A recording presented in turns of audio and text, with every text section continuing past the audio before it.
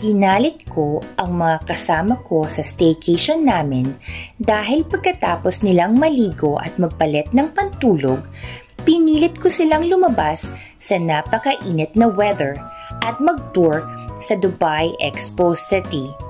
Sinabi ko kay Jessie na bibili kami ng ice cream sa labas, kaya nakahanap ako ng kakampi. Para matapos agad ang walking tour, sabi ko tumakbo na lang sila at gawin itong running tour.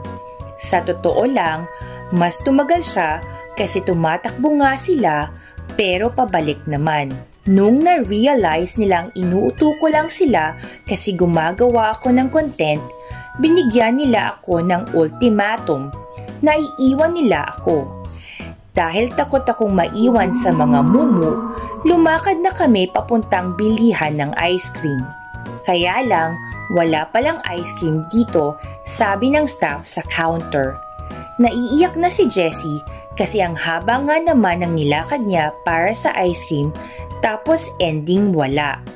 Kaya bumili na lang ang kuya niya ng Pepsi sa vending machine at okay naman kay Jessie. Crisis averted.